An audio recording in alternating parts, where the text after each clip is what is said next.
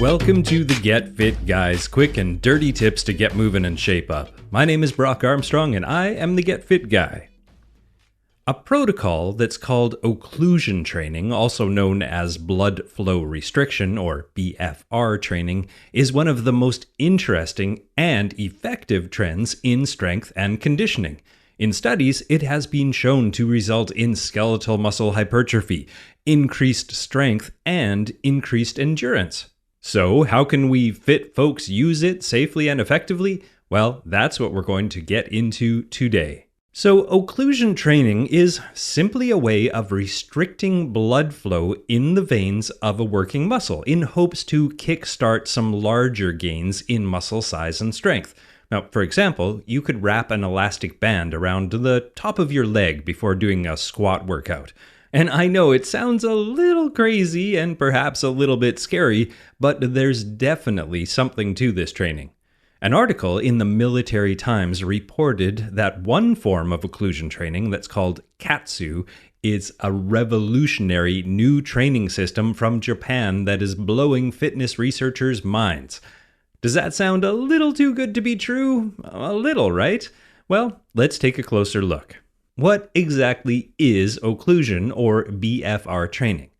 During this workout, a specific type of tourniquet that's similar to what a phlebotomist uses on your arm when you're giving blood slows down the movement of the blood that is flowing back to your heart. This allows the limbs that are doing the workout to become, engorged with blood. Now, this specific type of venous occlusion significantly increases the concentration of lactate in your blood at lower workout intensities or lower weights. This, in essence, simulates the feeling of a much harder workout in the muscles while also tricking the brain into thinking that the body is performing a very difficult workout. Now, as a result, your pituitary gland, which is a tiny organ found at the base of your brain, releases more growth hormones, reportedly up to 170% more, along with hormones that are directly related to muscle hypertrophy or muscle growth, including IGF-1, MORTC1, and myostatin. To achieve this venous occlusion, you could, for example, tie elastic bands or exercise tubing or even an old bicycle tube around, say, your upper arms before you do a set of dumbbell curls. Or before a set of squats or machine leg extensions, you can tie elastic bands around your upper thighs.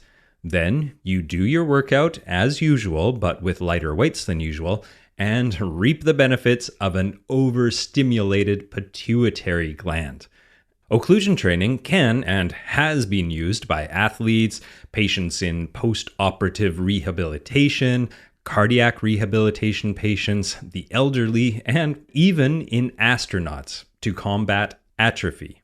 So let's get into a little more of the nitty-gritty of how this works. By restricting the blood flow in and out of the working muscles, you achieve what is called cell swelling, which is directly linked to muscle gain. That swelling, combined with a buildup of metabolites or metabolic stress, has been shown to activate more muscle fibers, even at lower than usual intensities. And there are 3 ways that the BFR training is thought to work. Number 1 is the muscle cells become so full of fluid that they must grow or they'll burst. Now, the second one is the low oxygen level in the muscle during the accumulation of blood forces your body to recruit the larger, fast-twitch fibers, and those can stimulate more muscle growth. And the third way it works is when oxygen is low, lactate rapidly accumulates, and many studies show that lactate, also known as lactic acid, can increase protein synthesis. Now, back in 2016, a sports medicine systematic review found that occlusion training increased muscle size and strength in the shoulders, chest, and arms better than conventional training. In fact, the review concluded, and I quote, "Current evidence suggests that the addition of BFR to dynamic exercise training is effective for augmenting changes in both muscle strength and size." You see, in our body, muscles are made up of two types of fibers, type 2 and type 1. Now, type 2 fibers are generally known as the fibers that grow easily. The trouble is that these type 2 fibers only really get involved in your resistance training workout when you go all the way to failure or when you use very heavy weights. Now, this is generally pegged at about 80% of your 1 rep max, and your 1 rep max is the most weight that you can lift once and only once, which is pretty heavy. So, when lighter loads that are below 80% of your 1 rep max are combined with occlusion, these type 2 fibers are recruited much easier and earlier, allowing you to get bigger, faster, without having to lift as heavy of a weight. Now, if you're going to give this a try, you might be wondering at this point, how tight do these tourniquets have to be? Well, good and snug, but not so snug that you start to feel pins and needles. If any of your extremities start to turn white or eventually blue, well, you're restricting arterial flow, and that is definitely too tight. Research that was done on healthy people with resistance training experience found that a perceived level of 7 out of 10, with 10 being the tightest you could possibly tie it, will deliver the optimum and safest amount of blood flow restriction. Again, that's about a 7 out of 10. Now, another word of caution. Before you begin your workout, make sure you decide which area of the body you are going to train and stick with that. You don't want to have blood flow restricted in both your upper and lower body at the same time. Now you can wrap either your upper arm just below your shoulder or delts, or around your upper thighs just below the crease of your hips, but don't do both. And make sure you wrap around the narrowest area of your limb, such as the narrowest part of your upper arm, just below your deltoid. You want the blood to be able to enter the muscle via arterial flow, but the blood should be partially prevented from leaving the working muscle because the venous flow is restricted. Now, how heavy should you lift with the tourniquets on? Well, all of the research that I've found indicates that there is no benefit to be gained from lifting too heavy with the occlusion bands on. In fact, using a weight that's merely 20 to 40% of your 1 rep max is enough. But beware. Even though this sounds easy, lifting only 20 to 40% of your 1 rep max, you will be suffering by the end of the workout. Now, I would suggest starting with 4 sets of 15 reps with 30 seconds between each to maximize your muscle growth. Now, you can do this workout 2 times per week pretty safely with a maximum of 3 times per week, but make sure you get 48 to 72 hours of recovery between each. This is a pretty serious workout.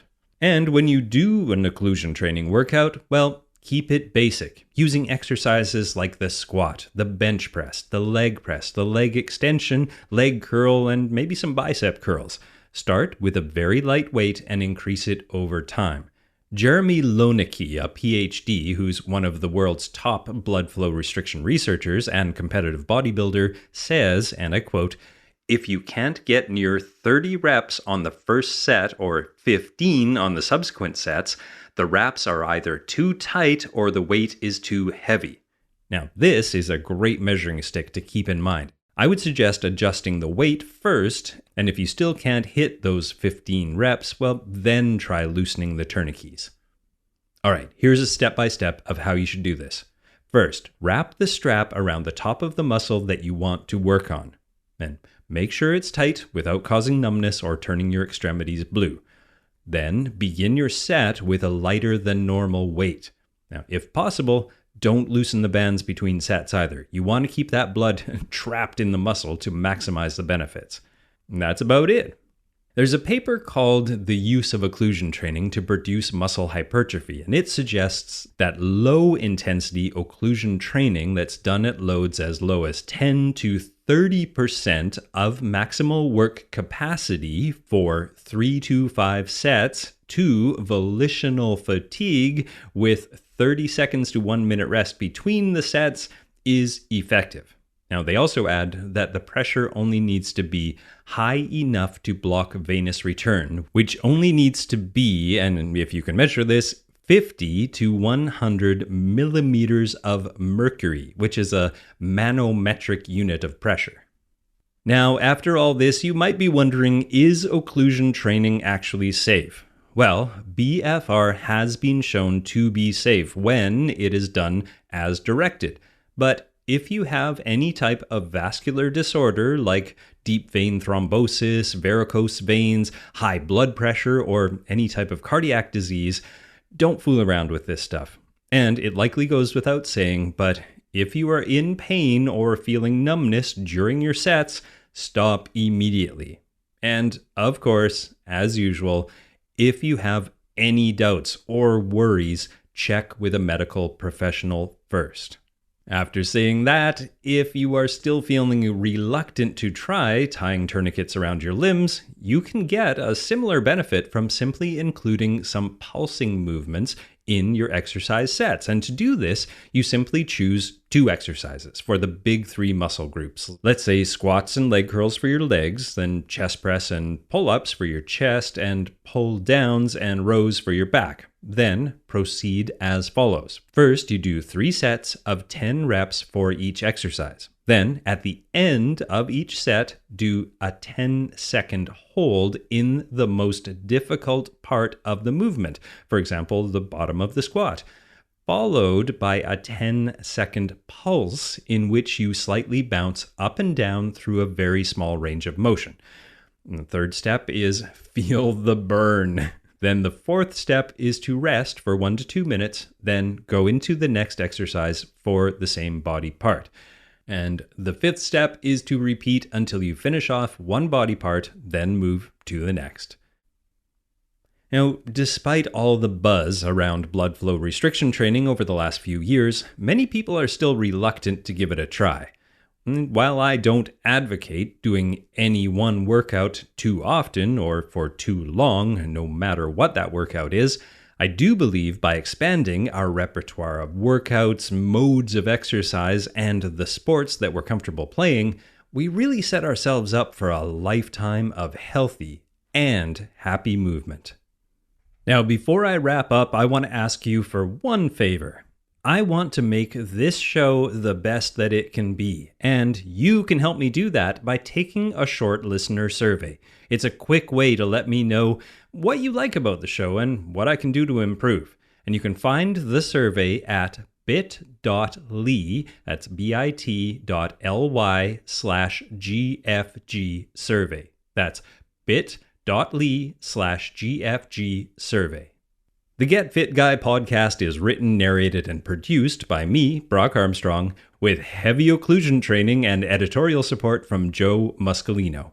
Our bench-pressing social media manager is Morgan Ratner, and our maximum hypertrophy advertising manager is Michelle Margulis, and of course, our head coach over at Macmillan Audio is Kathy Doyle.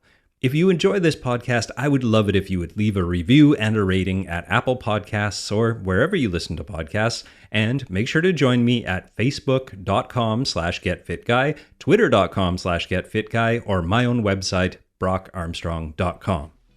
Now, what are you waiting for? Get out there and restrict that blood flow.